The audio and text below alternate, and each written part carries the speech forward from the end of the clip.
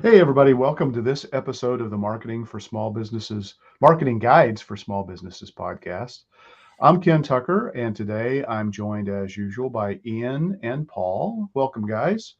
Together, we are your marketing guides. So, this is a topic that we probably cover a lot on this show, but I hope that if we do, you realize that it's just incredibly important. And that is the topic of content. So, most businesses don't create nearly enough when it comes to creating content. We're going to talk about how to create a content plan, why you need one, and some ideas of some of the things that it should include. So, Ian, I'm going to go ahead and start with you. What types of content should small businesses use to market their business? The right kind of content. There you go. No, it's a great question. Of course, it depends on your business, but we're going to make some generalizations here for sure. Blog posts, absolutely valuable type of content. And the thing to remember for business owners is that blog posts are just another type of website content that Google would view, right? So, what blog posts allow you to do is really drill down into deeper information related to specific topics than your web page might be about, right? You might be a plumber and you might talk about, hey, we provide drain clearing services, but a blog post might talk about all of the myriads of types of drain clogs that could happen and how you solve those solutions or provide a solution for that. Social media posts, great type of content. Again, you want to be where your audience is. So don't blow your brains out on social media unless you know where your audience is first. But you can do fantastic things on social media, like engaging your followers, whether they're clients or prospects. You can promote specials and events if you're doing events. Email newsletters. Again, we've talked about this topic a fair bit in our podcast, but if you haven't heard our newsletter or email episodes, you should go check those out. But email is often the forgotten child of marketing because some people are predisposed, some business owners especially are predisposed to not liking email because they get so much spam. But remember, if you create an email newsletter and you're providing it to people that have subscribed and continue to subscribe, then this is a valued relationship that you have. And email stats show that it's one of the top performing types of marketing that you can do in this trusted relationship. Videos are huge. You can use videos to showcase your business's products or services in action. A lot of people, especially in the trades, think you can't use video, but man, you can do so many cool videos. We have an electrician that's done stuff where he's in the full electrical protection, silver garb with the mask and everything, and talked about that, why he wears this arc flash resistant clothing in particular circumstances. And people really dig that kind of stuff. Infographics. Infographics are really cool because it's a visual way to show kind of complex ideas in simple ways. So if you grew up reading comic books or, you're visually, you enjoy consuming information visually, excuse me, infographics are a great way to do that. Customer testimonials. Man, we could talk about customer testimonials and reviews forever because of their power right now. They're so powerful for a business. And you need to be generating that type of content and encouraging your clients and customers and patients to be leaving reviews so that Google sees them. Landing pages that convert website visitors into leads and customers, very powerful. These are all kind of digital things. Don't forget about content that is traditional. So traditional type of content is still really valuable today, depending on your business, right? Sales support materials like flyers, sales sheets, case studies, maybe phone scripts is even a type of content that you can produce for your team. all of that kind of stuff. Think about the buyer's journey. Think about what they need in order to make an informed decision, and do that. Even presentations are a type of content. So if you're presenting things to people, again, complex ideas, you might want to have a presentation deck that you can do. And again, that converts really easily into video. And just didn't mention this. We talked about landing pages, but your website, man, you should be updating the content on your website on a continual basis, right? It should never be entirely static. Google likes fresh content, so you want to make sure you're updating that. But it's important for small businesses to find the content marketing channels that work best for their target audience and their particular industry. Yeah. I love the fact that you didn't just talk about digital. I mean, radius marketing materials, for somebody who does home services, yard signs, door hangers, a thing, signs on your vehicles, when you're driving through neighborhoods. All of those things are really important. And again, tie it all together. Don't just have them be individual tactics here or there. If you're going to put a yard sign in, send them to a page where you can tell that people are actually getting to you and deciding to engage with you because they're seeing your yard sign. Could be with a QR code. It could be text Absolutely. to such and such, to take them to send them the link to go to the website. But, I think it's always important to use digital to try to track the performance of the offline. Absolutely. Yeah. And don't forget about trade shows, right? Some businesses used to thrive on trade shows, and those are now back up and going and are big again.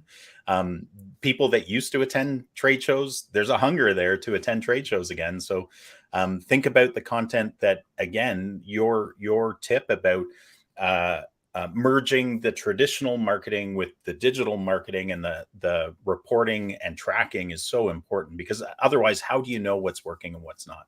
Yeah, absolutely. So, Paul, Ian just laid out, hours and hours and hours worth of work that people probably think Sorry they about have that. to go do. And in many cases, yeah, I mean, it's more important to create good content than it is to just produce a bunch of crappy content, because crappy content is going to cause you a whole set of problems. But having said that, let's talk about repurposing. So how can a business repurpose content to use it in other marketing channels? Yeah, that's a good point, because a lot of times, the business, they create content and they don't realize that you can take that content and use it in other places and on other channels. So, you can take a blog post and take different parts of that blog post, put it on social media, and then link back to the full blog post. And if you do a video, and we've talked about this in the past, video doesn't have to be a complicated thing. You can use your phone to create a video, and then that can be transcribed and put onto your onto your website and used as a blog post. It can be used in an email newsletter. You can embed that video. You can put that video, say, on YouTube, and then embed that video on your website. With blog posts, don't forget that you can, again, take part of that blog post, do a Google post, and then link back to that blog post. You can use that in press releases. Do a press release and link back to that full blog post. If you have infographics, you can take sections of that infographic and put that on social media, and then link back to the full blog post on your website. It's all about driving traffic back to your website. Same thing if you have let's say you have a pillar page or a hub page on your website, you can take one of a blog post that hub page is linking out to, put it on social media, and then put a link back to that blog post, and also a link back to that hub page, so that you're driving people not just to that blog post, but to that hub page that talks about that entire concept that hub page is talking about. A podcast, can be transcribed and used as a blog post, and again, it can be sectioned out and used for social media updates. So just because you have a piece of content, whatever it is, a video, a blog post, a webinar, it doesn't mean that it's a one and done thing.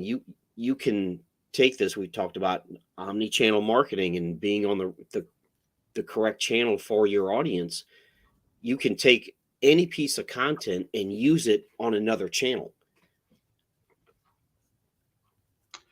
You know, one thing that I know we talked about, Ian, in our book that we did, content for local search, is, I find this to be the case myself all the time. I'm asked questions by a client and I start writing a response by email, and I get halfway, 3/4 the way through it, and it's like, this is a blog post. Because if this question's being asked by this client, there are a bunch of other people who probably have that same question.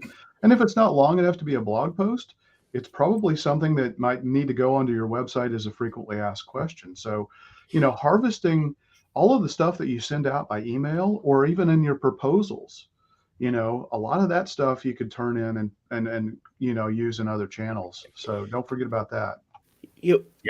Frequently asked questions and should ask questions. That could be a social media post that links back to that page on your website. Yeah. Yeah. The questions that people ask, whether they're clients or especially if they're prospects, right?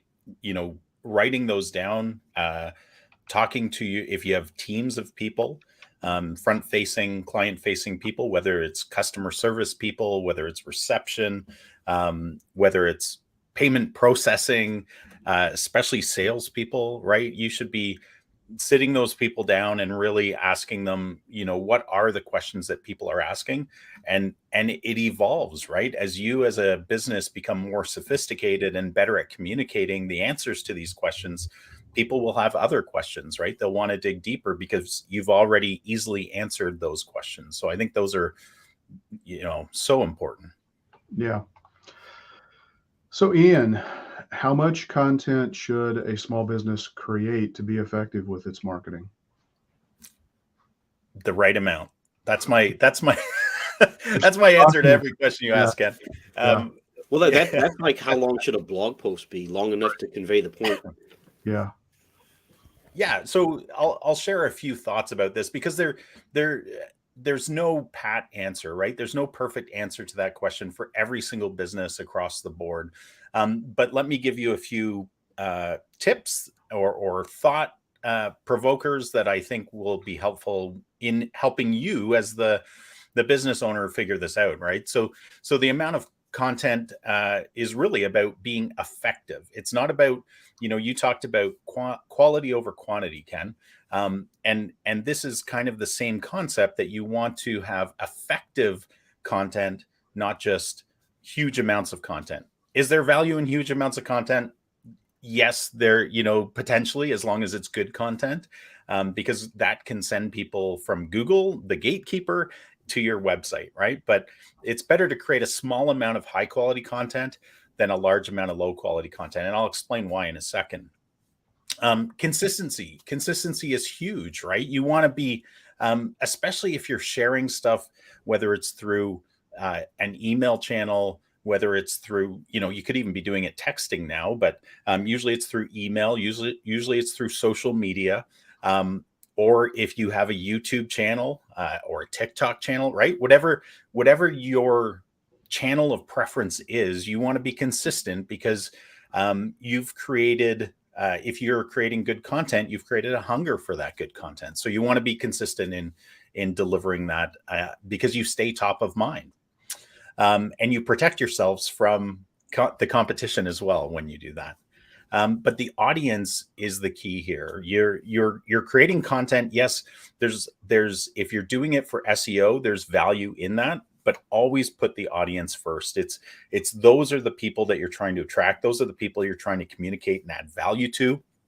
You want to make sure it aligns with their interests and their goals, their pain points, the questions they have.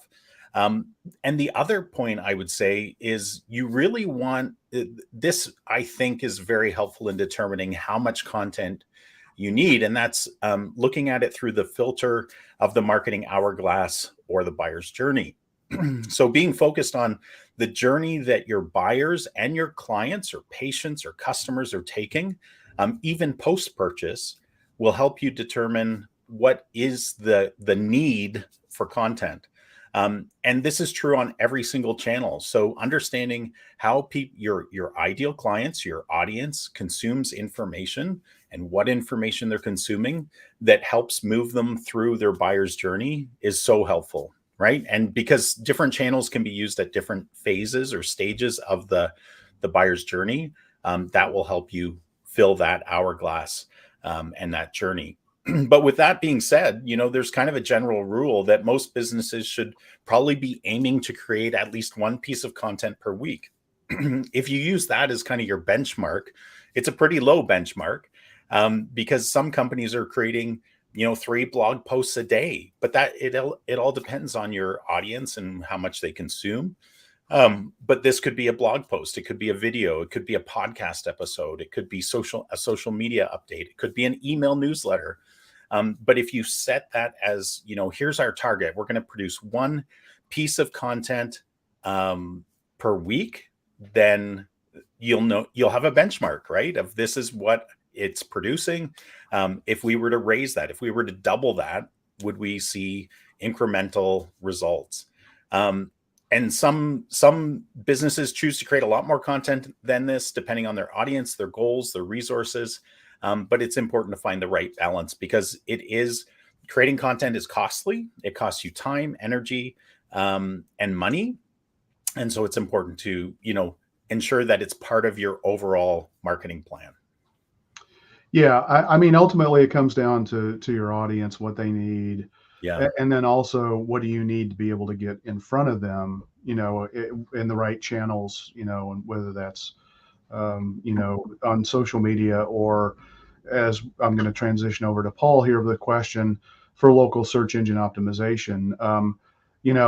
There are pieces of content that you create for completely different purposes, still serving the same target audience.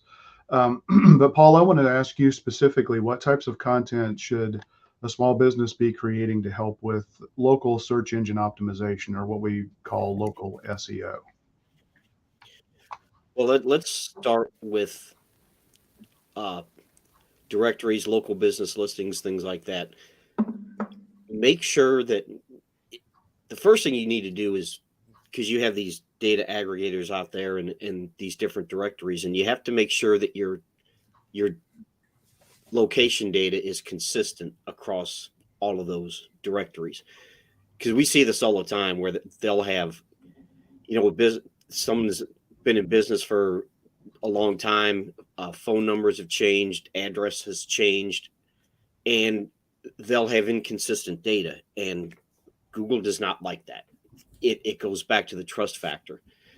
So the first thing you need to do from a local SEO standpoint is make sure that all of that data is consistent. And that is content. We don't think of that as content, but as far as Google's concerned, it is content. It's local business content. And if you, let's say you've changed addresses 3 times, you've been in business for 30 years, whatever, and you've changed addresses 3 times and you have 3 different addresses out there, that's a trust issue as far as Google's concerned, which one's correct. So you have to make sure that all of that is accurate across all the directories and all the data aggregators. And then you have locations, that also ties into local events and local specific content. So you create content that's specific to the business's location, like the best places to eat in whatever the location is, things to do in whatever location, a guide to tourist attractions in a certain city, and you can use those location pages, as we call them, to create social media updates. You can sponsor local events, and that'll increase your visibility. Customer reviews, that's content. People don't think about it, but that's content. And pull those reviews, like pull those Google reviews onto your website. If you have Yelp reviews, link out to your Yelp reviews from your website. Photos, videos about things to do locally. It doesn't have to be written content necessarily. You can do videos about things to do in that local area. Do GMB posts about that particular location, because that helps build trust and authority with Google that you're in this community, you serve this area, and all those things. It has a cumulative effect, and Google starts to take notice of that. So all these things are going to help with your local SEO. And if your competition's doing nothing, just doing a couple of those things is going to benefit you. So creating this content, it has to be relevant. And the more, I don't want to get too deep here, but the more interlinking you can do with these different things and these different types of content, like I said earlier, doing a Google post and linking back to the website, just taking a small snippet of a blog post, doing Google post, linking back to that blog post on your website, doing a press release and linking back to that blog post on your website. All those types of things are going to help your local SEO. And then you have your schema and meta tags, because local schema helps, again, that because with Google, it's not a person looking at the website, it's a Google bot. Okay. It's a web crawler, and schema helps that web crawler understand what a page on your website is about. And that's getting into the more technical aspect of things, but all these things add up, and they help increase the strength of your local SEO. Yeah, you talked about expertise, authority, and trust. And you create content on your website, but there are also a whole other places that you need to be looking at and thinking about. And they call it the web for a reason, and it's just simple, intuitive stuff that I think people just kind of gloss over and they don't think about. But Google loves the interconnectedness of all of this stuff. When it sees that authority pieces of content on one website are linking to other pieces of content that it sees relevant and authoritative, or trustworthy and whatnot, the strength of the signal is amplified. But getting all of these signals in place is hugely important. And I think a lot of people think, and a lot of people are sold SEO packages where all it is basically, okay, we're going to fix your metadata, your page titles, we're going to make sure your on-page stuff is okay. Well, that's okay, but that's only a small piece of local search engine optimization. It's really all about the signals that need to be sent and created in addition to the content and the way they interact and really tie together. Yeah, and Google has been making massive changes to their algorithms. They're moving more towards themes and entities and semantic content. And I think I forwarded you an article a while back. It was I think it was John Mueller from Google. Someone was asking about backlinks, and he said that they're moving in a direction, because backlinks have always been really important, and now they're moving in a direction where backlinks may be less important as a ranking factor.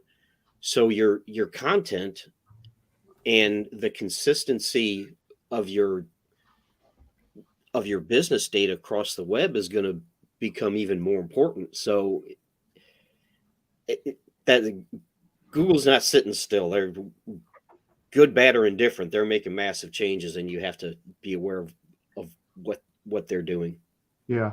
Well, and also, when you look at what Google says is important for a Google business profile, it talks about relevance, prominence, and proximity. So proximity is going to cover, that immediate location, close by where the business is operating out of. Prominence is driven by the quality of the reviews and the signals that are sent from all of these other websites, even if they're not links. A citation on a directory site that Google sees as a trustworthy source is still, it feeds into that. And then you've got the relevance. Do you serve the area that you serve? Do you say that on your website? Do you prove it on your website? Do you have content to support that on the website? Did you tell your Google business profile, this is the area I serve?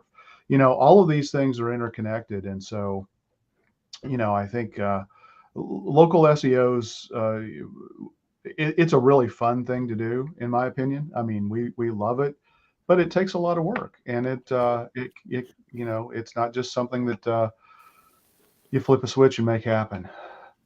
Yeah, and the proximity thing, that's a good point. It's something to keep in mind, because we see this a lot as well, that you have a plumber that's in a certain location, but they want to rank in a location 15 miles away because it's more lucrative. And there's, 75 plumbers between them and the location they want to rank in. And that's going to be a difficult thing to do. And if you're in a really competitive area, you might have to actually get a location in that area, because Google likes proximity from a local SEO perspective. And if you're, like I said, if you're 15 miles away and there's 75 plumbers between you and where you want to rank, you might not be able to do it from a local SEO perspective. We're not talking about doing anything hinky or false, or setting up just a shingle on an address. No. It would have to be a real physical location. And yeah, that's going to cost you some money, but if you can rank there and if that location is that important to you and it's that lucrative, in the long run, it might be worth it. Yeah. Ian, this is something I was thinking about, just that I know we covered again in our book, and I kind of went back and referred to our book a little bit, just because I think it's a really great source. Very proud of it. Shameless plug, but I think it is very valuable. And one of the things we started with is that you can't just do this in a vacuum. So talk about why strategy is content's best friend when it comes to marketing for a small business. Absolutely. Strategy. Strategy first, people. Strategy is, and I just want to kind of clarify, because there has been confusion sometimes when I've spoken with people about strategy, that when we talk about strategy, I especially see this in the real estate business for some reason. And I think it's because a lot of marketers in that particular industry talk about, you need this strategy, you need this strategy, you need this, right? It's just this, man, if I have these 50 strategies, I'm going to kick butt. Is that okay to say? Anyways, and so, you just did. So, but what we mean is you need a strategic marketing plan, and a strategic marketing plan is the vehicle that aligns everything that you're going to invest in from a marketing perspective to your goals, right? It all starts with your goals. It starts with your audience, who you are trying to attract, who your best clients are that you want to attract more of. It starts with your core message, like what sets us apart from every other plumber, roofer, marketer, dentist, whatever it is. And then what core strategies are you going to use in order to meet those people where they are with your message and your offer in order to move them to become clients, customers, patients? And so, content marketing, if you don't do this strategic plan part, content marketing is an endless pit of content creation with no focus. And what I mean by that is I see lots and lots of businesses out there that are just churning out content. They have their reasons, or what they think are the reasons for doing this. They sometimes think just what we talked about earlier, that quantity is important, and it might even be good quality content, but without a plan, you're just spinning your wheels. You'll probably end up with an excessive amount of content in some area, but not in another area. When I talked about the marketing hourglass, you won't be able to effectively move people from the discovery phase to the buy phase, right? Because there won't be the correct content that they need at those particular phases in order to move them forward. But really, when you're thinking about how to strategically think about content creation, again, strategy first. But now when we start to drill into that a bit, like identify the most effective channels for reaching your audience. So again, you need to define your audience really well. Yes, everyone who has teeth, and even some of those that don't have teeth, are a prospective patient for a dentist. But every dentist should be thinking about who are my favorite, most profitable types of patients, and how am I going to attract them? And where are those people, online, offline? How can I reach them? And think about those people and strategically think about where they are, and then create content that resonates with those people, because those are the ideal customers, clients, and patients that you want to attract. So a strategy will help you understand the type of content that they want to consume. There's, all of us on this, as guides, we often will do an audit of a business in order to understand what they're doing now from a marketing perspective, and where the gaps are and where the opportunities lie for them from a total marketing standpoint, but also from a content marketing standpoint. And then you need to set up the effective tracking methods in order to determine what content is actually being consumed, which channels are people engaging you on. So you need to put those tracking mechanisms in place. And then, a strategy will also help you save time and resources, because you're highly focused on what is the most important type of content for your target audience. It'll help you avoid random acts of content marketing, which are really, really time consuming. And don't get us wrong. Like, when we talk about that, it doesn't mean you can't create ad hoc content as you see the need arise, but you'll have it within the framework of very strategic content that you're producing. And having a strategic marketing plan also for your content, and content marketing plan, helps you align your goals and your objectives. I talked about that at the beginning, that's what a strategic marketing plan does. But specifically, when you talk about a content marketing plan, it helps every piece of content you're producing fit within your strategic goals, so that you're not needlessly spending time, energy, or money on producing content that's not going to help you move forward. I already mentioned this before, but I think doing it in a strategic way also helps make sure that you put in the rigor that you need to and draw in the people that you need to within your business in order to better understand what your ideal audience wants, so that you can create the right type of content. But overall, a content strategy helps businesses create and share content that's relevant, it's valuable, and it's aligned with your marketing goals, but also your overall business goals, which will ultimately help them achieve those goals. and get amplification. That's right. Yep, absolutely. So, Paul, I'm going to come back to SEO again.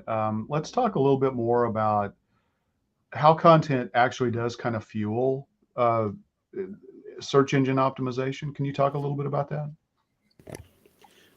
Content is your SEO. I mean, without content, you can't do search engine optimization without content. And we've talked about this in the past, that content is not just blog posts. It's video, it's social media, it's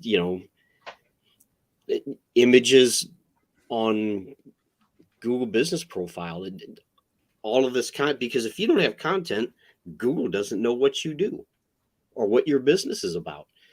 So, it's search engines, not just Google, but search engines in general, they use content to understand what your business is about, what you do, the areas you serve from a local SEO perspective. And like I said earlier, Google is moving more towards themes and entities and semantic content. So you can definitely keywords are still important. They can be used to guide your content, but Google has consistently stressed that you write for people first, and their algorithms have gotten sophisticated, in some ways maybe too sophisticated, because they throw a lot of false negatives out there. But you have to write for people first. If Google thinks you're writing content to try and manipulate search rankings, at best they may choose to just not rank that piece of content, but they can penalize you if you're doing something that violates their policies. So, write for people and use keywords to guide the theme and the content, but don't keyword stuff. 10 years ago, whatever it was, you could just take in your footer or on someplace on your website, just stick a bunch of keywords down there at the bottom. And there's still websites out there that do that. That doesn't work anymore. That worked a while back. It doesn't work anymore, and it can actually get you penalized. So, user experience, I think, Ken, you said that it's better to have quality over quantity. Quality, informative content that people want to engage with is better than just producing content for the sake of producing content. So user experience, you definitely have to keep that in mind. And freshness, yes, there is evergreen content that just, like how to program a thermostat. Well, if you have a certain type of thermostat, that how you program that thermostat isn't going to change. But you also have to have updated content. Go back through your website. You may have a blog post that they're good blog posts, and they're generating traffic, but there might be things in that blog post that are outdated. So update old blog posts. If you have blog posts that are no longer relevant, get rid of them and redirect them to a newer piece of content. And then there's the things, the more technical things like internal linking, because Google tries to crawl a website the way a person would navigate through a website. So if you have what we call orphan pages, where there's really no way to get to that page, Google may not index it. Even if you submit a sitemap, just because you have content out there, if you go look at Google Search Console, there's always going to be pages that Google has, for whatever reason, decided not to index.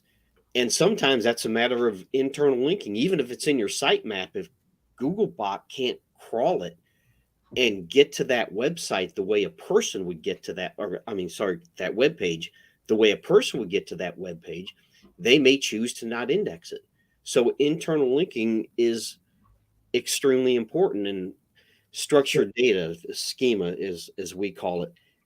And I talked about this earlier, but it helps Googlebot understand what your website is about, what particular page is about, and that is going to help with your local rankings. Ian, what when it comes to content, again, which is really what we're focusing on today, uh, and I'm thinking predominantly, digital content, stuff that's going to be on your website or in other key places on the web. Um, why should a business focus on the problems that they solve for their customers? How does that really come into play? And is that helpful or hurtful? Yeah, it's a great question. It's super helpful. Part of the reason why is that people are searching for solutions to their problems, right? Like it's that simple. If I have a toothache, I'm going to be searching for a dentist in my area, and I might be looking up the particular type of toothache I have, or oh man, I need a gentle dentist, right? So that's a solution to a problem. I fear going to the dentist. I need somebody that's a gentle dental practitioner, or does sedation dentistry, right? They're going to knock me out. I wake up and my teeth are fixed. Woohoo! Uh, but the reason it's so powerful is that it first of all, it helps you as a business show empathy. There's a resonance, a vibe you create when you focus on the problems that customers face. You show that you understand them, that you feel their pain, right? And who doesn't want to, if you're choosing a childcare business and there's no empathy there, you're probably not going to choose them, right? If there's no humanity there. So you want to make sure that you're showing empathy. It helps you position yourself as the solution to the problem because you're talking about it. If a plumber just shares on their website, here's our services, we do this, and this, but somebody shares how if your toilet is backing up, we have the solution. If your drain is backed up, we have the solution. All of those types of things. It just positions you as the solution provider and not just a service provider. It helps you build trust by demonstrating that you understand the problems that people have, and that you can provide the solutions. It builds trust with your target audience. It drives conversions by highlighting the problems that people have. They are more apt to choose you, to take action. Especially if you can create it in such a way, when we've talked about landing pages in the past, there always has to be a call to action. So here's your problem. Here's the solution. Act now, right? Here's how you can get us to solve that problem very quickly. It also helps you to target your marketing by understanding the problems that people have, the challenges they face, the pain they feel. It helps you create a more targeted approach to your marketing so that there's, again, that resonance. It's more effective that way. And it helps you stand out for the competition. I think I explained a scenario there where that's true as well. But if one business shows how they can solve a problem and another doesn't, you ultimately win as the solution provider. But ultimately, it's by focusing on these problems and how you solve them for your customers that you can create content that is more relevant, it's more valuable, it's more effective. Ultimately, it saves you time and money, right? And effort, because anytime you can be more effective, it helps you do that. And this can help establish your business as an expert in the industry. It helps you build trust with a target audience. And as I said, it helps you drive conversions as well. Yeah, I heard a whole lot of story brand in there in the answers. Absolutely. I mean, even the question to me, Ken, when I saw that, I'm like, that's a story brand question because story brand is really about, you have a hero in the story, and that hero is the customer, and you're the guide as the business, and that hero has a problem, and you as the guide are helping them solve that problem. And it's such a great framework to understand people and their problems and how you can be a solution to them. Yeah, well, and you also talked about empathy, authority, and trust, So, I mean, not only are they looking for a guide that can help them solve their problem, they want to know that they can work with somebody who's been in that, understands their situation, empathizes with them, has the authority and the expertise to, to get it done, and then, is trustworthy as well. So, I yeah. think it's important too for people to remember, for businesses to remember that you are an expert in a particular field, right? As a business, the people that have the problem are not experts in the field. So we as business owners often take things for granted in our business because we're in it every day. Right. But when you can reduce the barriers by empathizing with people, by understanding their pain and solving a problem, and show that you're a down to earth business or person that can do this for them, you're creating a human to human connection right there that it takes away the staticness of finding the business online for sure. Yeah. And if you just list your services, which I think you mentioned, and we've talked about tuck pointing in the past. Yeah. Okay, well, your customer may not know what tuck pointing is. They may know that they have a problem, with, the brick around their home or their fireplace or something like that. But they don't know to call it tuck pointing necessarily. Just like, for what we do, we can put a laundry list. We do SEO, we do websites, we do social media, we do this, we do that. Well, some people are going to say, okay, they've been told by somebody, you need to go hire somebody to do SEO. Okay, well, they may make a bad choice and a bad decision because they read it on somebody's website. And I think people are getting more and more sophisticated where they're really looking at, what are you really trying to accomplish? It's not just that you need SEO. There's a bigger problem that you're trying to solve. What is that? You need more customers. You need increased visibility. You need to build relationships with people online and nurture a long sales cycle, and keep getting them to come back to you so that you're top of mind when they're ready to buy. You got to think about all of those things. And when businesses write content that they put on their website, or the company that they hire to do that, way too many times they just regurgitate the services. Blah. Yeah. We do this. Well, that doesn't answer the mail, folks. Yeah. And Ken, I don't know if you or Paul have sensed this from some of the prospective clients that you talk to, but I definitely see this in my business, and I definitely see it in my clients' businesses, is that we've all made mistakes by who we've chosen to work with in the past, just like you were saying. And there's an embarrassment, right? I find, especially in the SEO or Google Ads or any marketing part of the business owners feel like they should have figured this out by now, and they should have seen that the last business they tried to hire or did hire was not a good business, right? So there's an embarrassment, and I call it talking people off the ledge. It's not really like that, except some of the prospective clients that call me up are people that have given up on marketing. I'm kind of their last call, right? They're like, you seem like a much more legitimate business than the last guys I worked with. Do you understand my pain? And they share their stories of how they've been ripped off or whatever it is, right? And just those conversations, first of all, it's terribly nice as a professional to be able to talk truth and reality of, here's true expectations that you can expect when you do this type of marketing. But also just listening to their pain and helping them unpack that a little bit. It's a little bit like a marketing therapist, right? You've helped them maybe put a little bit more trust that there is a way to do this and do it well. Yeah. So, Paul, I'm going to ask you the last question for the day. We've got a whole lot more that we want to cover, so we'll come back to this in an upcoming episode here. But Paul, we just talked about demonstrating empathy, authority, expertise, and trust.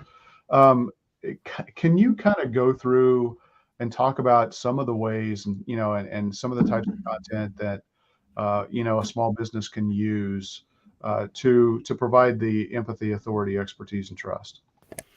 Yeah, absolutely. And follow up on what Ian just said, when you get these emails, Google guarantee first page $50. Delete that.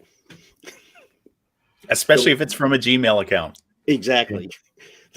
That's a really good point. We get these things all the time, and it's from some free email account. If you're getting an email from someone that's gonna do SEO services and they don't have a domain-based email, it's Gmail or Hotmail or whatever it is, why would you even think that's legitimate? But back to your question, you have to, like, addressing the pain points. People are calling you or contacting you because they have a problem. It's like the old adage, you don't buy a saw because you have some extra money laying around. You buy a saw because you have to cut a board in half or whatever. People are contacting you because they have a problem. So your website and your content, it's not about you or how great you are. It's about, that people have a problem and you have the solution to that problem. Okay. That's kind of the empathy part of it, is that you're saying, look, we understand, we get it. Your toilet's backing up and you need it fixed now, and we get it. And we can be out there within an hour and start working on it. And authority, that goes back to the content, and authority, expertise, trust, that kind of all goes together. And that's where all these different kinds of content comes in. And a lot of times businesses say, well, I don't want to tell people how to do something because they're not going to call me. Well, look, you have different types of people out there, and you have people that they're going to do things themselves. And that content is already out there. If you don't put it on your website, your competitor probably is. So that content is out there. And then you have people that I'm not good with these things. I don't know anything about plumbing. I don't know anything about electricity. I'm not going to mess with it. I'm going to call someone. And then you have people out there, they just have money. They're like, oh yeah, okay, I know how to do this, but I make $300,000 a year. I'm not going to mess with it. I'm just going to hire someone to do it. I don't care what it costs. So putting this content out there, it builds authority and expertise. And like I said, if someone's hell-bent on doing it themselves, that information is already out there. So you may as well just put it out there on your website, because it engages it. It drives traffic to your website and engages people. And a lot of times you have people that they think they're going to do it themselves. So they go to your website and they maybe after reading about what's all involved, they say, well, maybe I shouldn't do this. Or maybe they start to do it and they realize they're in over their head. And if they went to your website because they're going to do it themselves and they realize they're in over their head, you're probably the business they're going to call. Especially if you're using the plumber situation. If they're in over their head at that point. Yeah, especially if it's a sewage backup. That's a bad time to be in over your head. Yes. It's a good feeder system. You show people how not to do how to do a plumbing job, and then they get in over their head and then they call you, right? Yeah. Yeah. Plumbing, generally you want your plumbing to angle down, not up. That's